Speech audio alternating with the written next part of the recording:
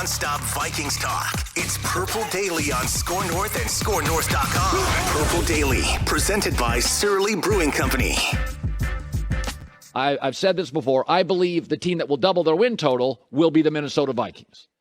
I think the Minnesota Vikings, the coach Mike Zimmer and Kirk Cousins had a really bad relationship. Now they bring in a McVay guy who's supposed to be, they say, a taller version of McVay. So Kirk Cousins is going to, it's kind of understandable, probably going to have an elevated season for Kirk Cousins. Green Bay does not have the weapons they had last year. They're bringing in rookie receivers and past their prime receivers. So I think Green Bay takes a big pull back. Minnesota gets a big pull picked up. And by the way, they meet game 1 of the season. I think Minnesota's a 4-point dog. Take the Vikings and the point. Okay.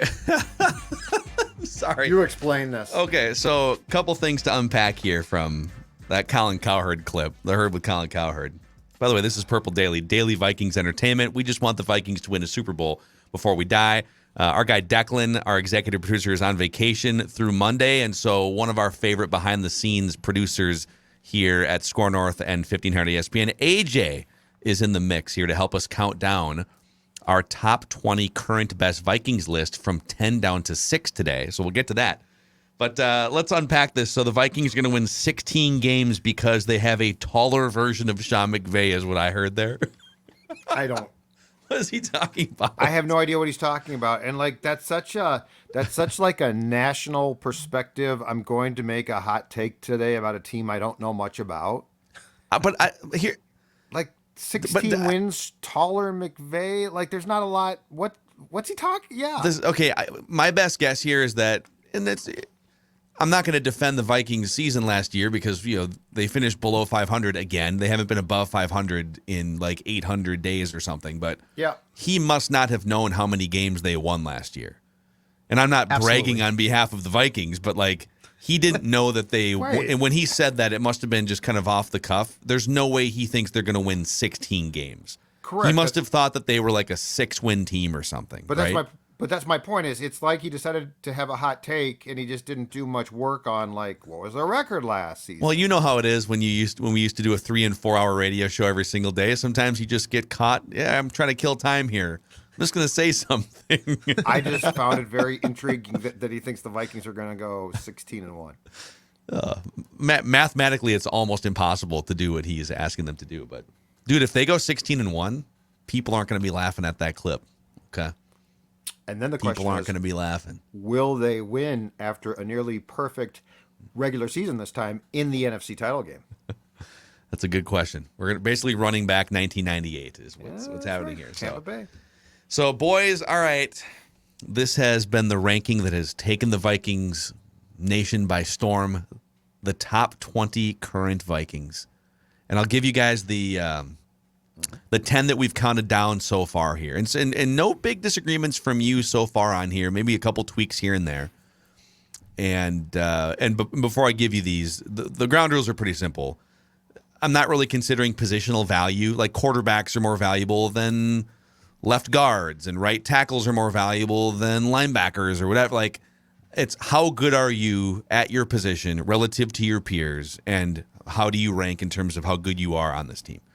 So number 20, Alex Madison, DJ Wanham, number 19, Chris Reed, 18, KJ Osborne, 17, Patrick Peterson, 16, Irv Smith Jr., 15, Jordan Hicks, the new linebacker the Vikings signed, 14th, Harrison Phillips, the new defensive tackle, 13th, Dalvin Tomlinson, 12th, and Eric Kendricks at 11. Some people taking issue with Eric Kendricks not being among the top 10 Vikings from yesterday's portion of the list, but I think like he was definitely one of their best players through 2020, but last year a lot of things like PFF had him really bad in the run game.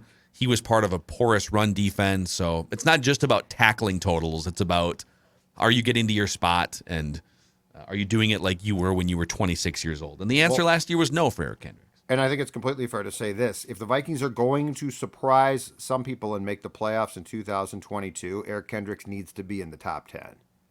So, like, I don't think we're dismissing his importance, but I think the reality of how he performed last year drags him just out of that top 10. But if we're talking in February and he is like 11 or 12, I don't think this was a playoff team. Yeah. So, all right, let's get to it here, boys. I'll fire some music on my end. You guys let me know if this is too loud. Are you guys good? It's fine. Perfect. Okay. That's very nice. This portion of the top 20 Vikings on the current roster is presented by our friends at TCL. Redefine creativity with the TCL 30V 5G smartphone, enjoying blazing fast 5G speed and an AI-powered 50-megapixel triple camera system, ultra-realistic and true-to-life visuals powered by Next Vision, and booming sound from the dual speakers. Learn more at TCL.com. Number 10, Christian DARRISAW, the second-year left tackle. Played large chunks of his rookie season. Injuries held him back during training camp. Knocked him out for a couple games toward the end of the season. But at the end of the day, he allowed only 5 sacks last season in his rookie year. And from week 12 to the end of the year, DARRISAW graded 19th out of 81 offensive tackles, according to Pro Football Focus. And that includes games against the 49ers, Rams, and Packers defenses. Run blocking, PFF graded DARRISAW 16th out of 85 tackles. 0 penalties on run plays. 0 penalties on run plays. No holding, nothing, according to PFF. I've got DARRISAW on the ascent as well. Yes. So maybe he could climb even higher than this, but I think he's the 10th best player on the Vikings right now. Your thoughts? Yeah, I think it's probably an accurate positioning. It might be like 11. I mean, you might flip him with Kendricks, but I agree with you. He's on the ascent. And here's the thing. The frustration with DARRISAW, I think, last season was all about the fact that he had undergone a second surgery or a surgery, had problems, couldn't play, and that's where Mike got frustrated, which was no surprise. But the reality is, once he started playing, and you could probably make a case that he should have been given an opportunity to play before he did, he was damn solid. And if you're a Vikings fan and you object to this, you should hope that he's at least 10. Because if he's at least 10, that means they've gotten the offensive tackles right.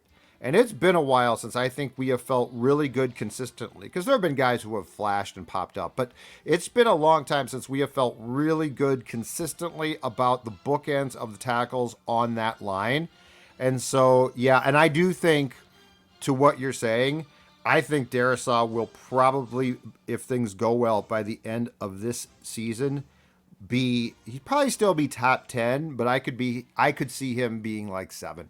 Yeah. I wouldn't be shocked by that. Think about, too, we've focused so much on the guard positions in recent years, and left tackle's been a huge conversation, too, but they had it solved with Riley Reif, was a good, solid player for a few years. And so guard has been the weakest link that they've been trying to solve with a revolving door for years, for 5, 6, 7 years. Well, when you have your tackles set, when you have Brian O'Neill and Riley Reif, or Brian O'Neill and Christian DARRISAW should be even better than Riley Reif was, it just, in theory, makes it a lot easier to find guys. You don't need an all-pro Steve Hutchinson guard. Just find guys like Chris Reed, and the Vikings had a hard time even finding that for years and years too. But just the shape that this offensive line can be in, if DARRISAW is the guy, we know that Brian O'Neill's the guy. He's locked up under contract. Both are young. I mean, hell, Brian O'Neill's only like 26 years old or something. Yep, and already on the same contract. And DARRISAW's in his early 20s, so they're in really good shape if they've got those bookends correct. And I want my left tackle to be a stud. Like, I don't want him to be, he was good enough. I want him to be a stud. A mauler. I want him to be like in the top 5, because that position is so important. So yes, this one is. I need pancake blocks. More pancake blocks. I just need a big guy who, and you know what I want? I want him to love football. I want my left tackle to love football, and I want him to beat up on opponents. Yes. All right. Number 9. This is going to be controversial for people. I don't know if you and I are going to see eye to eye on this, but I'm going to throw it out there. Cam DANTZLER, I think, is the 9th best player on the team. He is criminally underrated if you start to look and dig deep into some of the metrics, okay? Perception-wise, he was in the doghouse. Wasn't he deactivated for the first game? Yeah. Mike Zimmer had some problems with him. Yep. I mean, he was right, by the way. He was pissed that Bashaud Breeland was starting over him, and then he sent out a couple weird tweets at some point.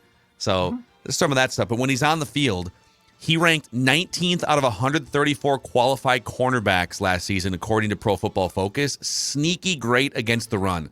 He had 4 missed tackles all year in the run game last year, and he took only 1 penalty all season, according to Pro Football Focus. When opposing quarterbacks target Cam Dantzler, they have a passer rating of 70.3 in 2021. That's absurd. So, I don't know. If he's out there for a full season and now the book is out a little bit more, our opposing team's going to be able to pick on him more often? Potentially. And didn't he screw up that Jared Goff touchdown pass in the Lions game? Yes, badly. So there's been a couple things like that make you scratch your head. But overall, he has been a really, really good player in his first 2 years with the Vikings. He deserves an opportunity to show us over a full year without being in a proverbial doghouse that he can do it. So he might be a little high right now, but again, it feels like you're trending with players who are going to have to produce. Dantzler is going to have to produce, I think. Booth, the kid that they took in this year's draft, did not participate in the camps because he was coming off surgery himself. So yeah, I mean it's absolutely necessary that Dantzler plays and plays well. It strikes me as a little high, but I'm not gonna fight it huge. So I just looked this up real quick again. If you just let's take cornerbacks who played. Can I get away with this here? Let's see here. Can cornerbacks who played at least half the snaps for their team last year, of which there were, I think it's like 75. So quite a few. Cam Dantzler had the 10th lowest passer rating against of all of those cornerbacks, just ahead of Trayvon Diggs on this list. So opposing quarterbacks, when they targeted Trayvon Diggs, had a 71.7 passer rating. When they target Cam Dantzler, 70.3.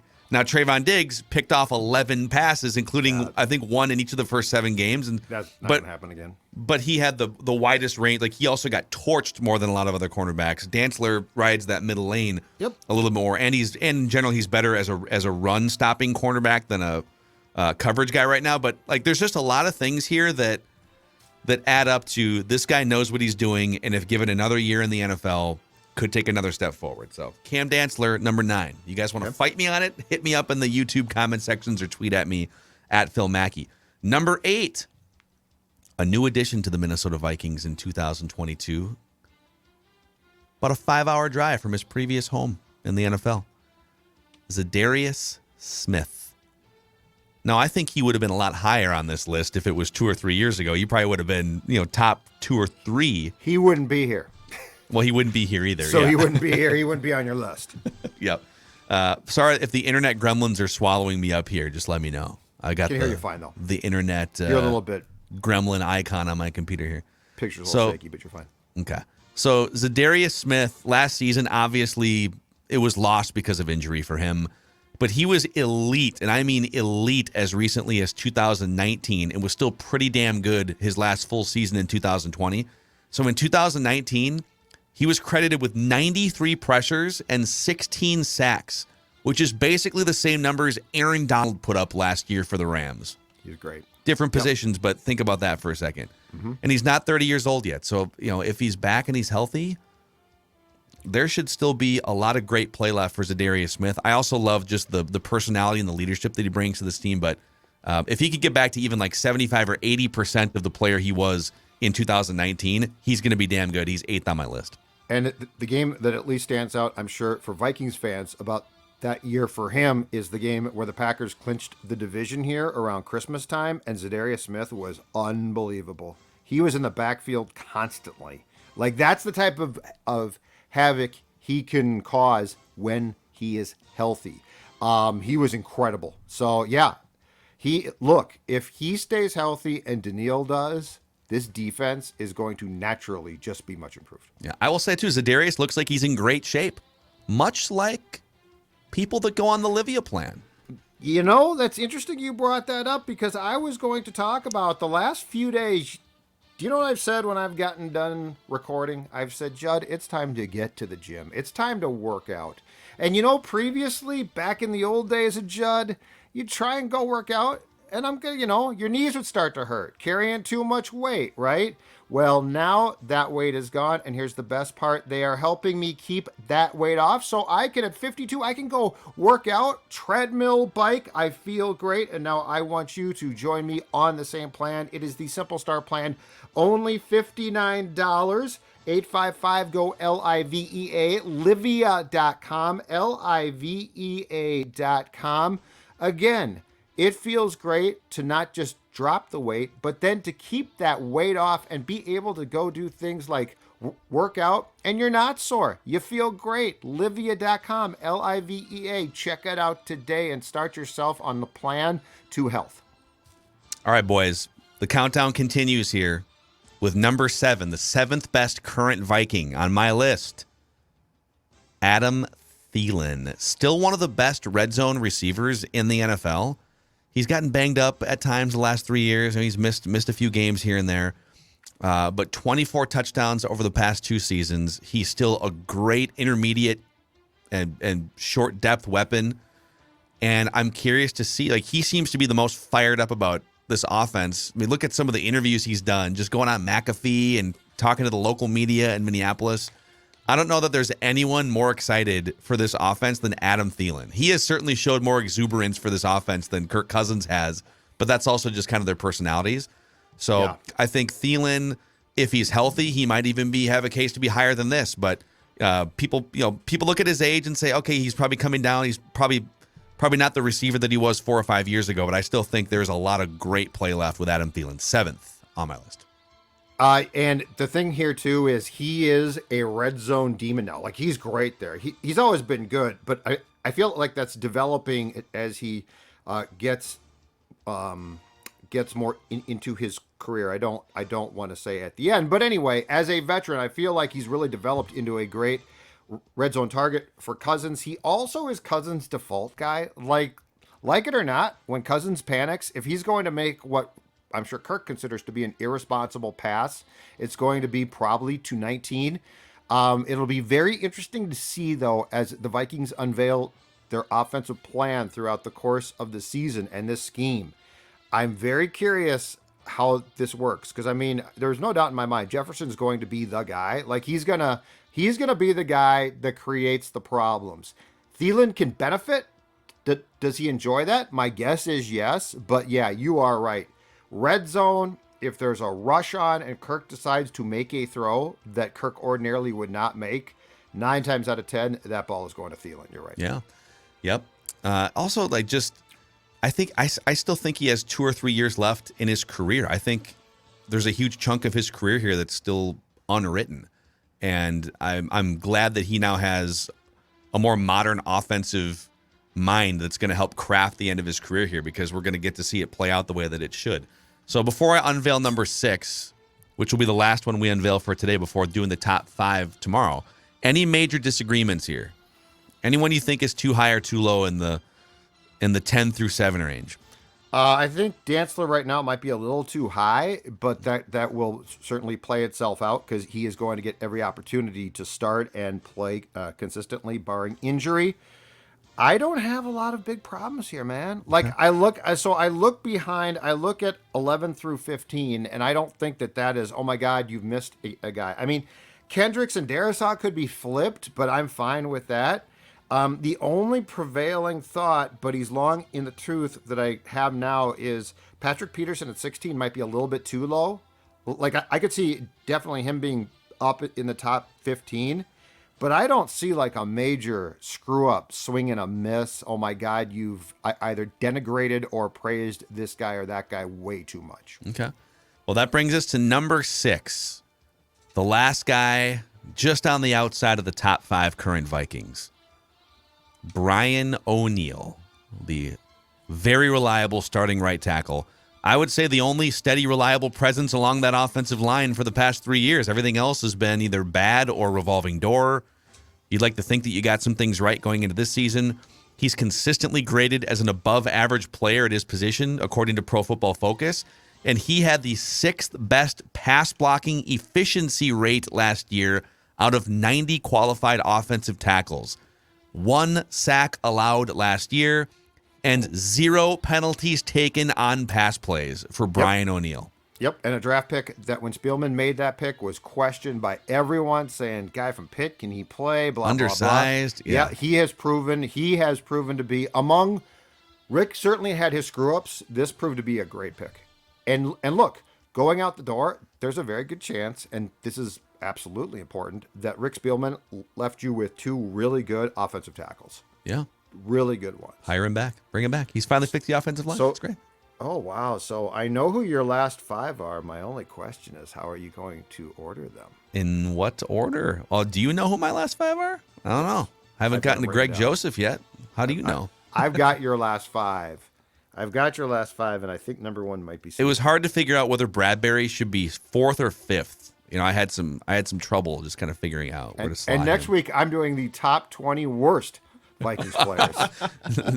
That's a great encapsulation of what this show has been over the last 8 or 9 years. The top 20 worst Vikings players. So there we go. So today's unveiling: Christian DARRISAW 10, Cam Dantzler 9, ZA'DARIUS Smith 8, Adam Thielen 7, Brian O'Neill 6.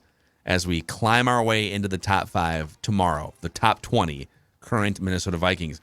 Hit us up in the Purple Daily YouTube comment section, or hit us up on Twitter, Instagram. What do you think? What would your rankings be, 1 through 20? Do you think that I'm too high on Cam Dantzler, too high on Christian DARRISAW, too low on Brian O'Neill? A lot of people would put Brian O'Neill in the top 5, I think. There's a case to be made there for sure. If DARRISAW is great, he goes top 5 next year. Because at that position, if you're great, you're top 5. It's magnified at that position. The one thought quickly that occurs to me is that I think where this might change, and your ranking right now is fair, but I think it might change. I wonder if one of those 2 defensive tackles is going to separate himself from the other. Dalvin Tomlinson. Like, I could see Tomlinson, Phillips possibly, but I could see one of those 2 absolutely thriving in this scheme and separating themselves. Yeah. I think they're just going to be handcuffed together and climb the list together. Maybe we're going to have like 9 guys in the top 5 next year. It's based on the optimism here. Cheers to Brian O'Neill, Adam Thielen, ZA'DARIUS Smith, Cam Dantzler. All of you get your favorite Surly for being on this list. Well, and I'm going to tell you right now, I am passing out now. Furious is great. The Supremes are great. But you know what? All of you top 1 so far, so 20 through 6, you get the new hidden gem, in my opinion, in the Surly Brewing family. And now you're saying, what's that? That is a pillar of strength called Logic Bomb. Absolutely outstanding. And again, next Tuesday, summer begins. Summer of Surly, right? Logic Bomb fits in perfectly. Bat Logic Bomb cleanup in your Summer of Surly order, and you are going to be one happy customer. And then, of course, as you're sipping on one, do what so many do now and show us your cans at JZolgad on Twitter, at Score North. We want to see you drinking a Surly, because you know what? That means you're doing life right. And you're supporting our show here on Purple Daily. It's doing life right. Daily Vikings entertainment. We just want the Vikings to win a Super Bowl before we die. As we count down the top 20 current Vikings, we'll hit you with the top 5 tomorrow. Thanks for hanging out with us today, guys. And thanks to AJ for stepping in and not train wrecking the show. Awesome. Nice work, AJ. Try my best. See you guys.